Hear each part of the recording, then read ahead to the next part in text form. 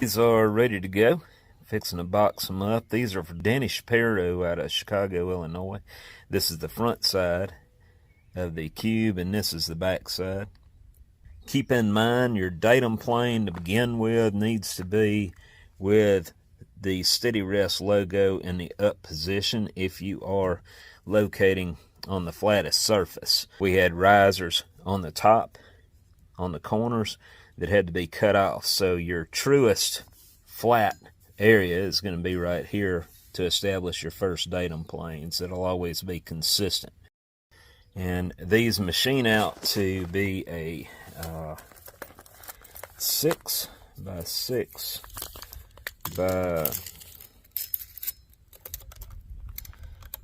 3. If you're looking for any and you want a set of these, just contact Danny and we can get you fixed up.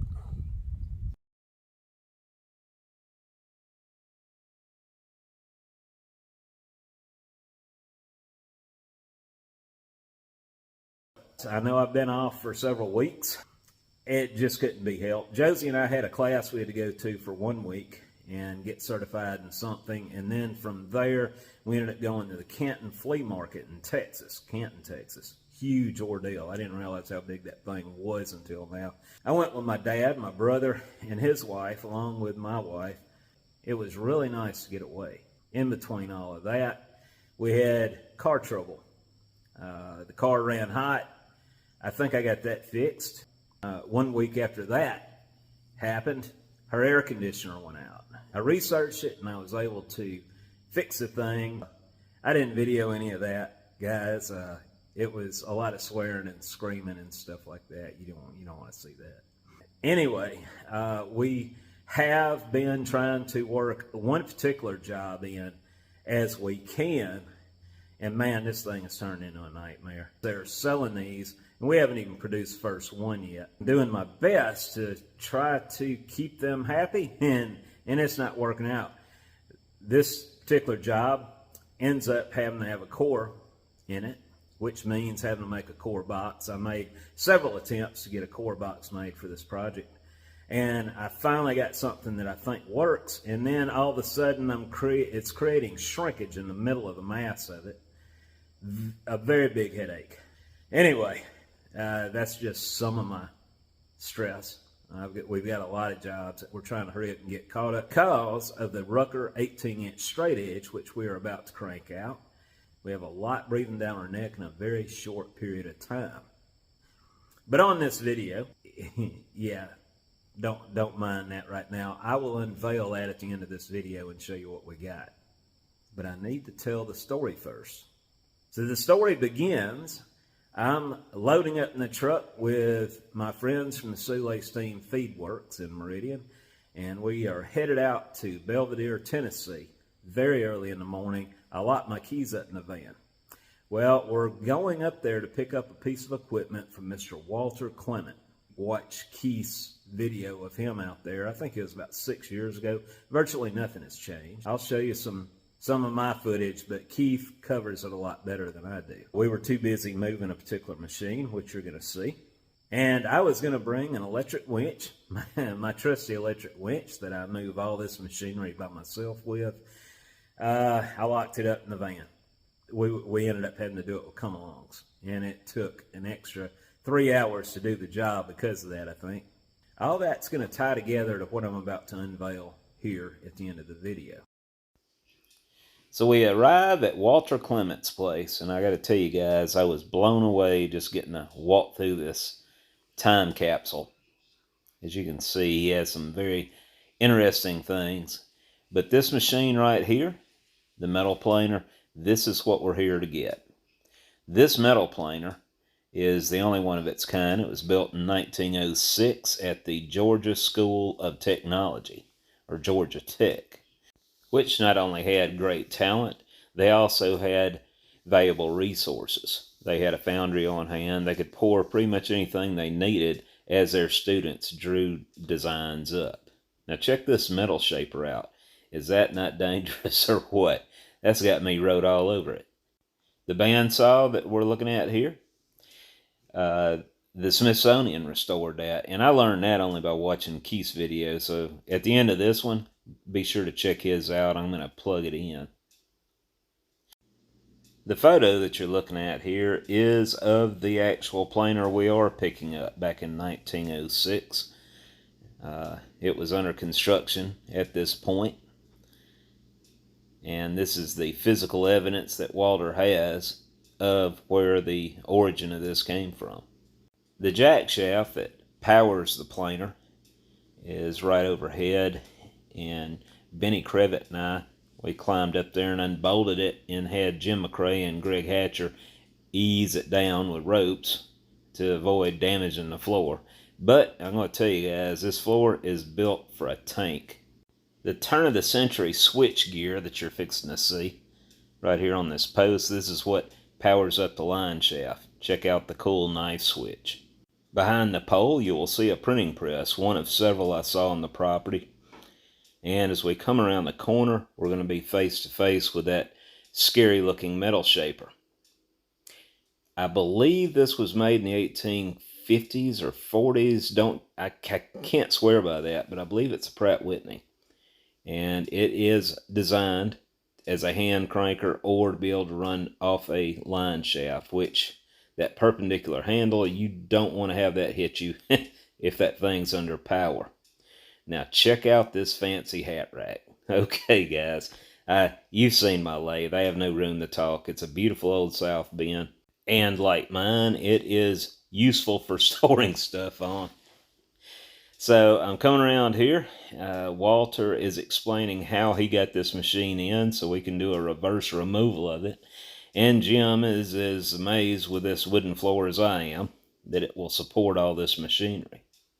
Walter, I know he hates to see this machine go, but he knows that it's going to go to a good home. Now, here is a Creeder's popcorn wagon. Now, a buddy of mine in Memphis owns a Creeder's popcorn stand that's a stationary unit, all electric, pretty cool, and he would love to get his hands on this, I'm sure. Pull up a little bit, pull in.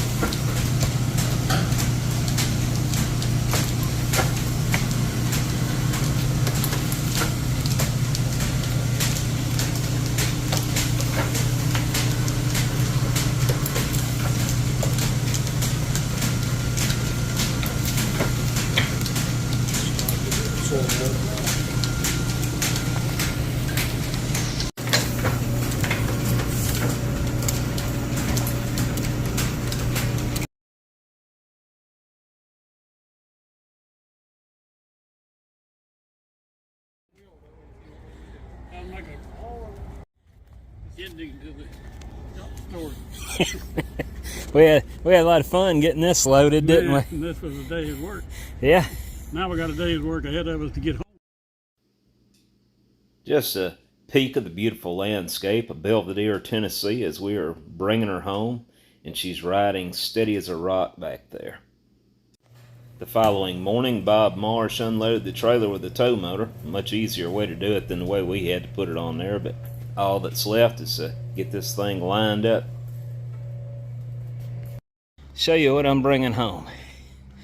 It's my birthday. Well, technically it'll be Saturday. You didn't know that, did you, Bob? But this is a Williams Sellers and Company metal planer. Right now we've got a long journey ahead. Yeah, guys, I got to bring this in the building yet. Say hi, Bob. Hello. Alright, so my corner post is way down there. I got it fished up through here. And I got a brace to throw the winch over to here as I try to pull straight in. And I finally got it up on a roller, and I have pulled it about 6 inches now. No, about a foot. So I'm gonna put some more rollers down, I think. I'm really not sure how I'm gonna do this yet. I'm gonna at least get this end of it on the floor. We'll wing it.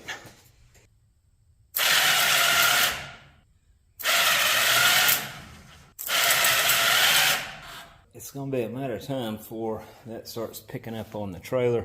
Let me go ahead and get some. I've got some slack now. I'm going to try to turn it. Yeah, it is pretty much teeter-tottering, I think. Oh, man. I thought...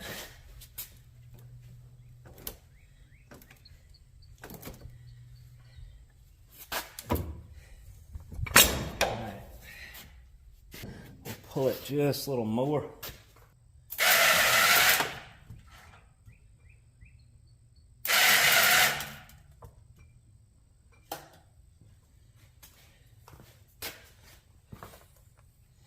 Now we're teeter-tottering. See if I can do this without turning the roller.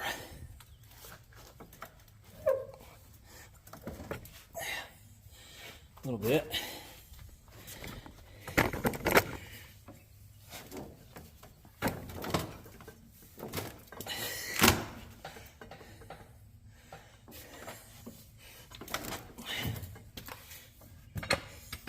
So it's fixing to go down on the bed. So what I'm going to do, I'm going to position the jack right up under the edge of the trailer because it's fixing to push down on it, and I don't want it to come down sudden and then take off rolling into the building. Let me get that set up. All right, so I've got a scissor jack right up under the center of the machine, and I'm going to pull it a little more, and then I will slowly lower the jack and try to level the trailer out. It's going to pick up on the back bumper of the van as all this weight gets down on the tail. And my biggest concern is I don't want it to all of a sudden just bottom out, right? And then all of a sudden this thing comes falling into the building. And I'm trying to go very easy with it. A couple more inches and we'll see how it looks.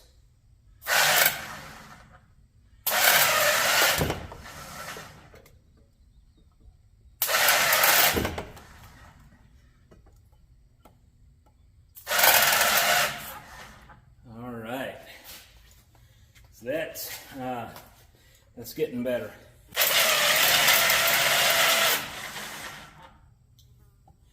Now I got to be careful right here.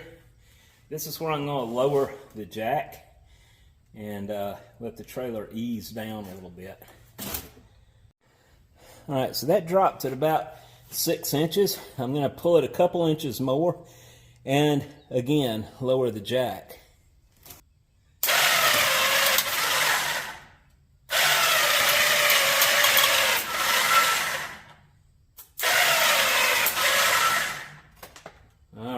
We want to hold off right there and lower this.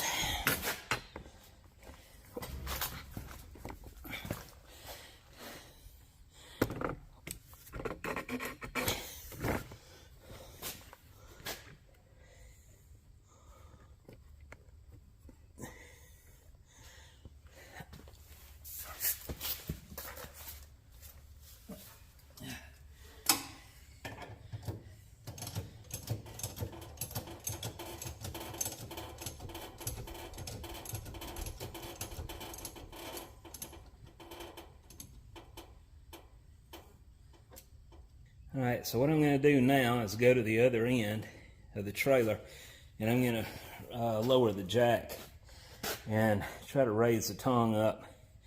It's already picking the van up, so it shouldn't take much to go ahead and tip this all the way. I went ahead and took this jack out on the back side. We are 7 inches from the floor, so I'm going to take baby steps as I raise up on the trailer tongue.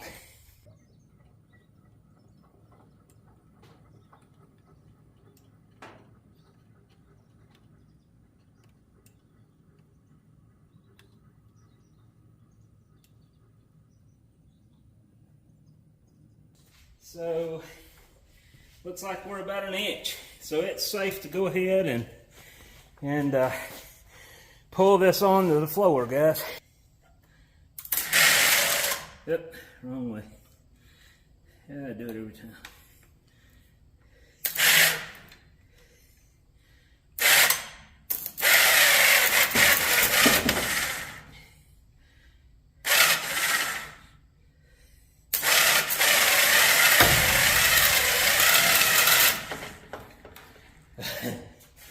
Well, now I got a problem. Now I need to pull this thing over to the left, because if I don't, this stuff's going to tear off my stud, and I'd like to avoid that. I wish I had picked up on that earlier. Yeah, let's see if I can manhandle this thing. Good news is I've got 60% of the machine in the building. That's good. That's getting it.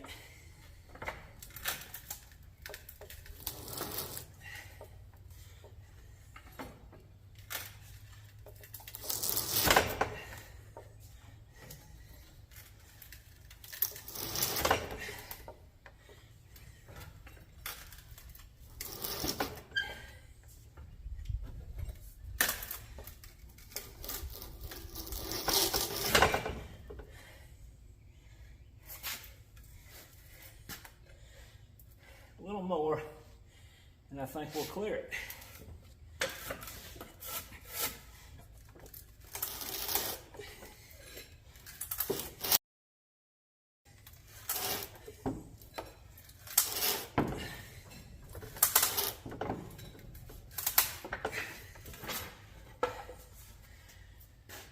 All right, we cleared that.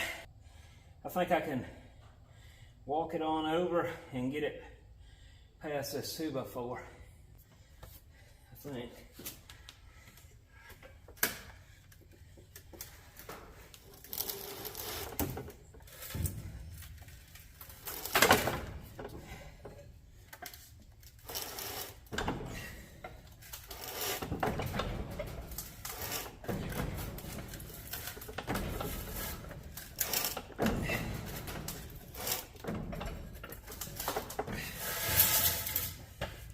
Yeah, this whole thing needs to be shifted left.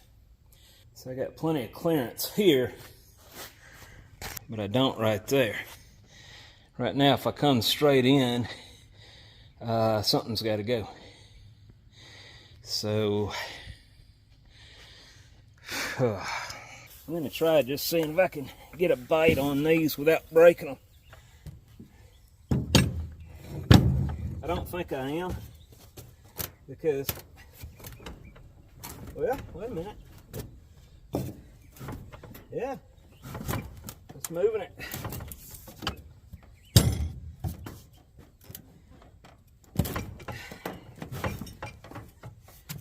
Let it clear it. Almost. Almost.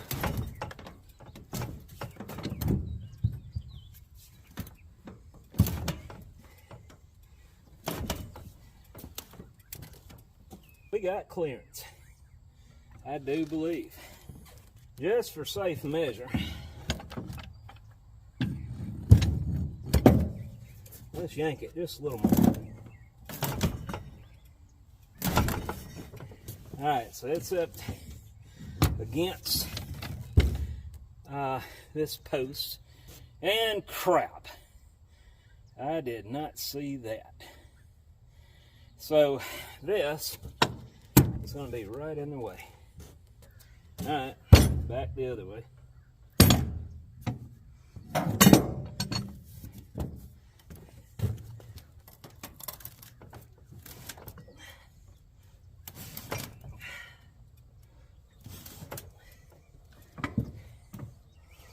Saw off a couple inches. Give me some room.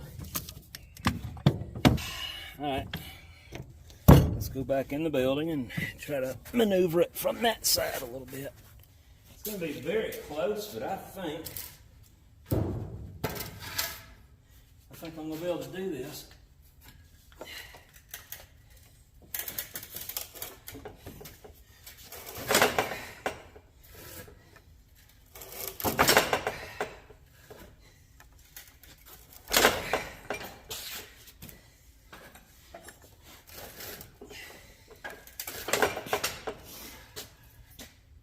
I'm going to saw those ends of those boards off a little bit.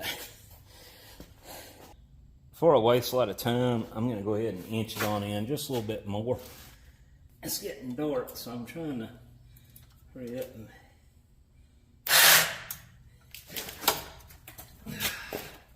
I don't need to be straddling this strap, do I?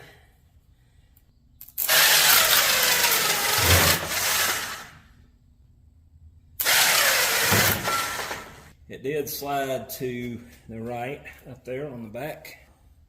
I'm going to go ahead and try to slide the rear end back over to the left a little bit. It looks like the end of this seal is going to still be on the trailer once those 2x4s cross that little step. So I think we're going to be all right.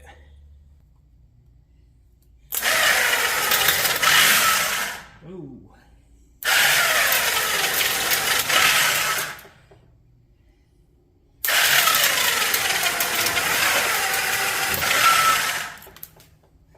Go ahead and jack that trailer up some more. So it's safe to say I have cleared the wall. I don't have to worry about that tail end hitting this side, and there's plenty of room on the other side now. So if it wants to slide to the right as I pull this, it's not going to be enough to matter. The only thing I'm worried about is that sudden jump off of the trailer. And but let's get it on off of there. I may have to rehook and shorten the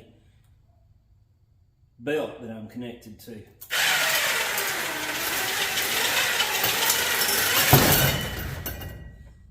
We are off the trailer.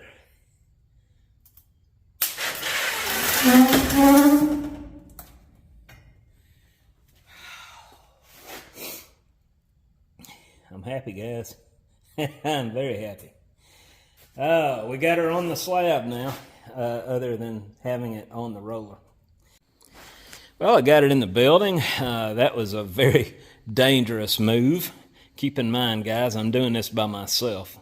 But I did use the electric winch, and I used a brace to throw it over in this direction because it needed to come this way.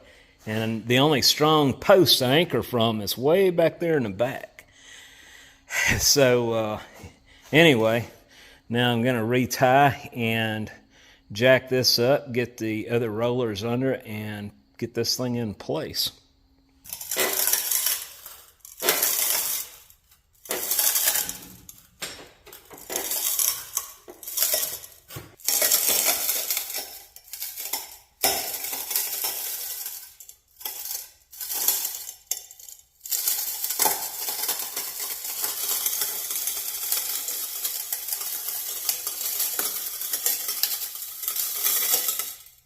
The Williams Sellers and Company metal planer.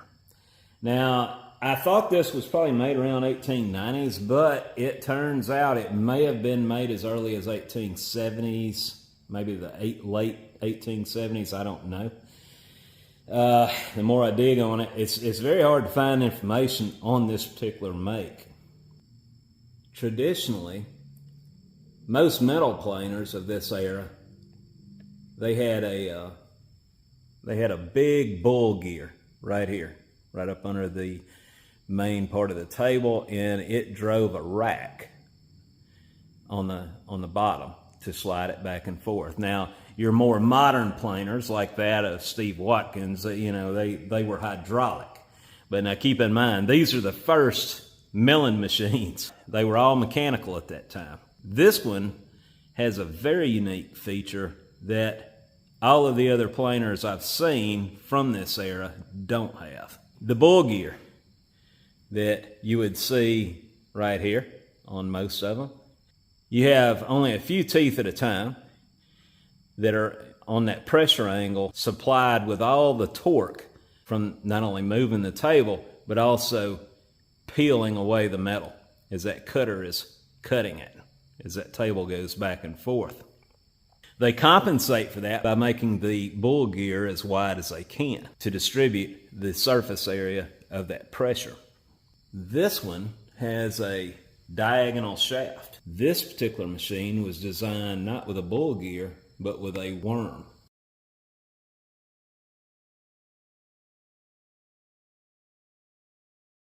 So as you can see, this has a screw that keeps the pressure linear for the most part along 5 teeth at a time. You can handle a lot more torque with a machine like this, not that I would, and theoretically it should go smoothly through the transition without that resonating effect of each tooth. The ways, they look good. Nothing's going to be perfect. Am I going to try to go through the effort of scraping it in? Nah, I don't want to do anything to it. It's pretty much in the condition I want it. So let's see how much backlash we have. Well, it's not that much backlash between the main drive gear and the worm. There's quite a bit of backlash here.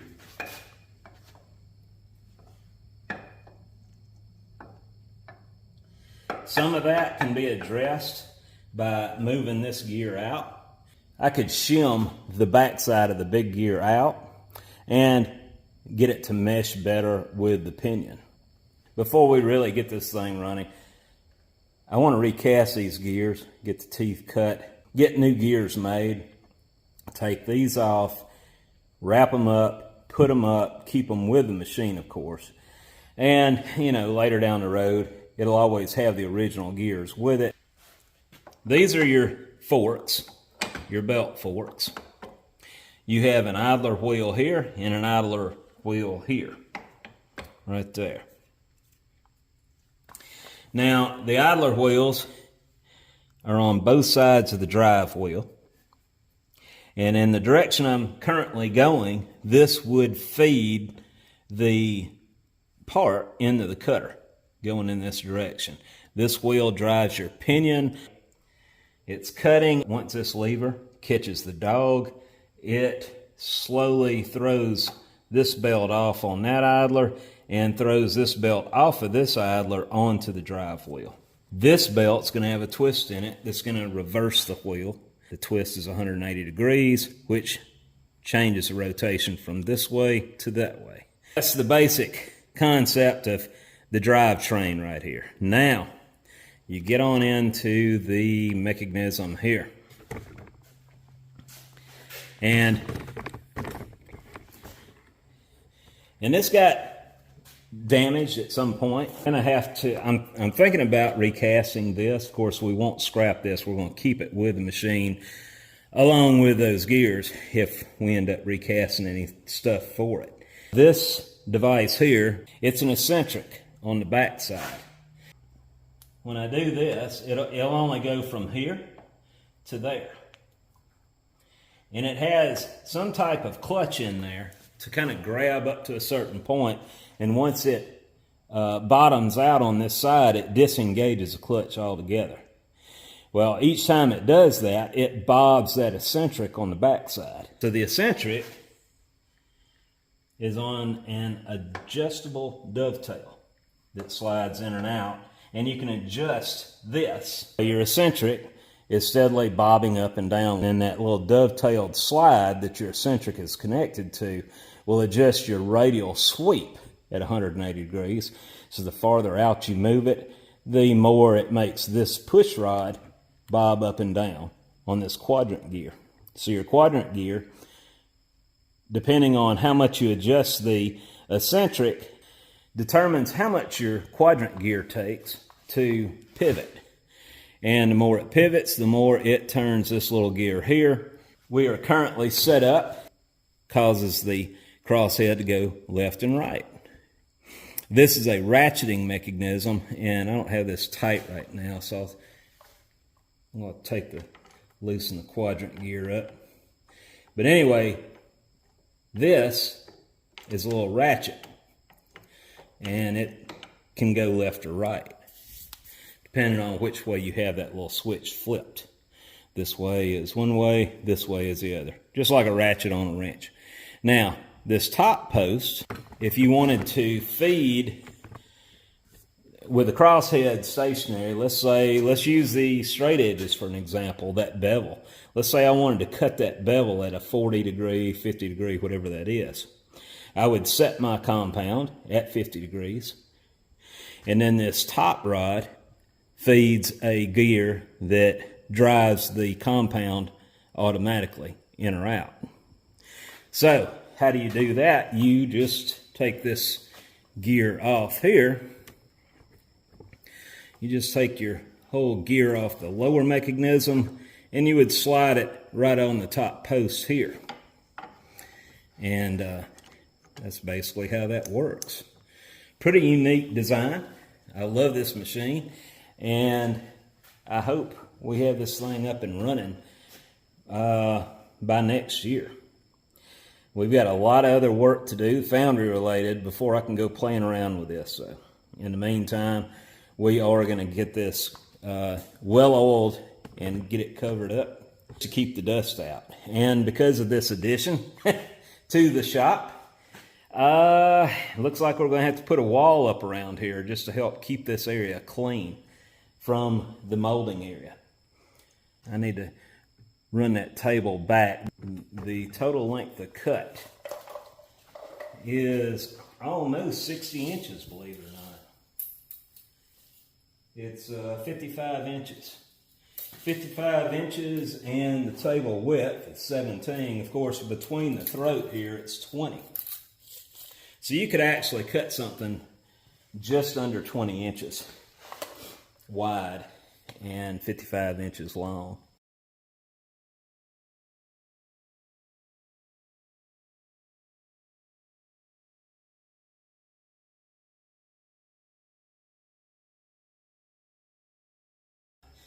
One of the other things that we are going to be working on is a guard to go around these gears.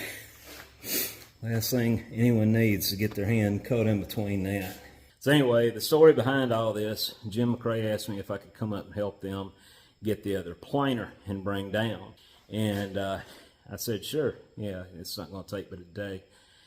And he said, we're going to put it where the green planer is. And I said, what you going to do with the green planer? And he said, why, you want it? And I said, yep. So anyway, now you know how I got it. I want to thank the museum. I promise I'm going to take really good care of this. I'm more than ecstatic about it. And it couldn't have come at a better time, my birthday of all things. By the way, if you want to make a contribution to my birthday, I need 2 belts for this and a counter shaft. I do have plans to make the jack shaft. Like I said, this is not going to happen this year. It's going to take a while. So I'm going to cover this up throughout the year. We're going to keep it sealed up after we oil it down really good. And once we get caught up on all the Foundry related stuff, we'll take the veil back off. All right, guys, tomorrow's Mother's Day. If your mother's still alive, let her know how much you appreciate her. Be sure and do that. Well, I'll talk to y'all later, and I'll try to have a video out next week of regular Foundry work going on once again. Keep in mind, we have been doing some things, but nothing worthy of putting on video. It's been a lot of repetitive things in between class and Texas trip.